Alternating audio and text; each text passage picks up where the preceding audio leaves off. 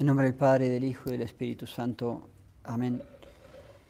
Todo en María y por las benditas almas del purgatorio, como siempre, dedicamos nuestras prédicas. La Virgen de Chiquinquirá.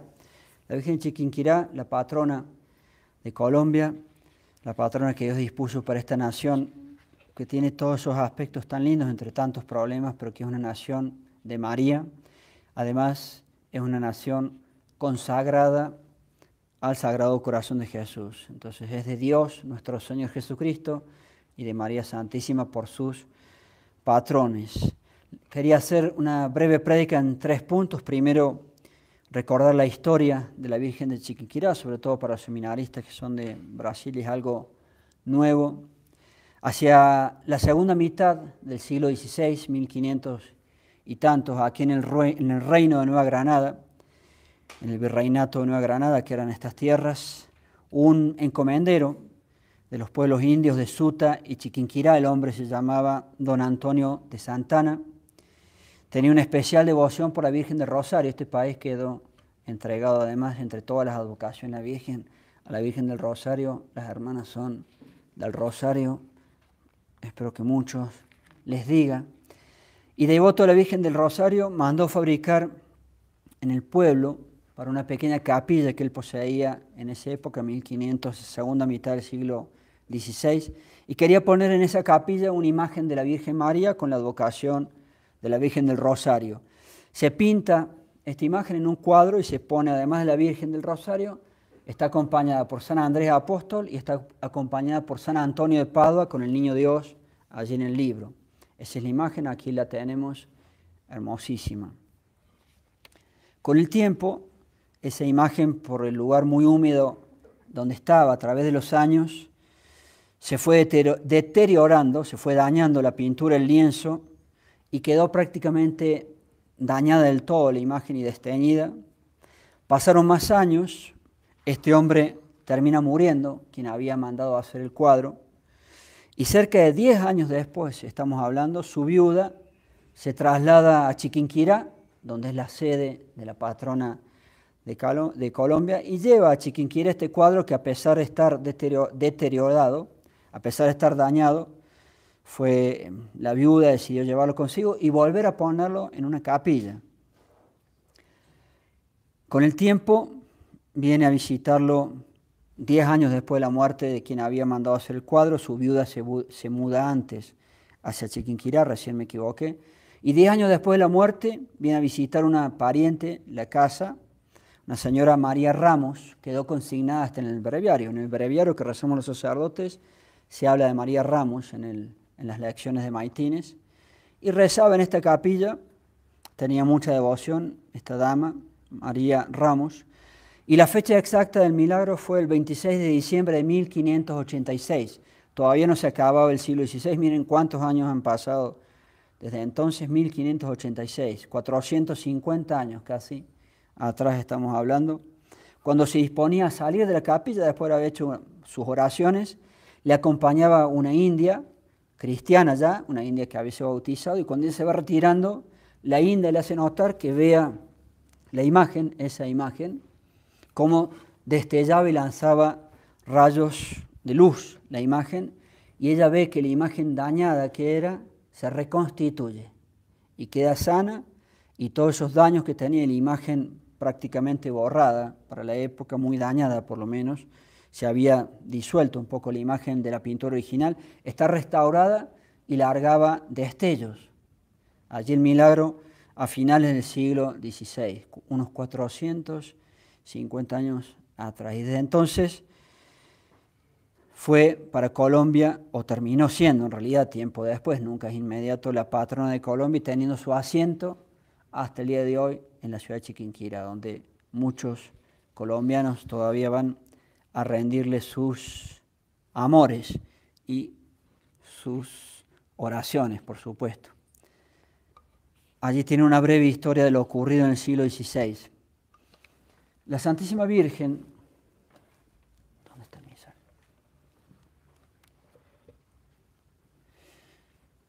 Tiene asignadas por la Iglesia Católica para su Santa Misa como patrona, recién lo leíamos, un texto de los Proverbios, y allí se da características que siempre tiene la Virgen con las personas que son devotas a Él. ¿Quién es un verdadero devoto de la Santísima Virgen? En este caso, la Virgen del Rosario de Chiquinquirá, la patrona. Pues bien, es muy evidente. Un verdadero hijo y un verdadero devoto es aquel que intenta de todo corazón ser un buen católico. Es evidente. Si yo obedezco a la Santísima Virgen, tengo que obedecer a su Hijo, Dios nuestro Señor Jesucristo. Ser un hijo amante y bueno de la Virgen significa ser un hijo amante y bueno de Dios nuestro Señor Jesucristo. Significa intentar de todo corazón cumplir con nuestra santa religión católica. Y eso está en el texto, que hay que obedecer a la Virgen. Obedecer a la Virgen es lo mismo que obedecer el catolicismo. Después de dar un montón de características de sus privilegios y cómo ya estaba, por supuesto, en Dios, en los planes de Dios desde la creación del mundo, a todo eso hace alusión los textos previos, pero en un momento dado para de enumerarse todas esas prerrogativas de la Virgen y dice el texto: ahora pues, hijos, oídme. Yo he sido así, he estado en Dios desde la creación, en los planes de Dios desde la creación del mundo, todas esas características. Pues bien, ahora oídme. Dichosos los que siguen mis caminos, dichosos los que obedecen a la Santísima Virgen. Oíd mis instrucciones, oíd mis enseñanzas, oíd mis mandatos y sed cuerdos. No seáis locos de remate, si no me escucháis, sois unos locos de remate, os vais a condenar si no me escucháis. Sed cuerdos y escuchad mis instrucciones y no las desechéis. Estote sapientes, dice en latín más propiamente. Sed sabios, no seáis necios, no seáis, etcétera. Oíd mis instrucciones. Dichoso el hombre que me oye, dichoso el hombre que escucha a la Santísima Virgen, dichoso el hombre que escucha el catolicismo y vela diariamente a mis puertas, guardando sus postigos. Quien me halla, ¿cómo hallo a la Santísima Virgen? Pues bien, siendo un buen católico. Quien me halla, ha hallado la vida y alcanza del Señor la salvación.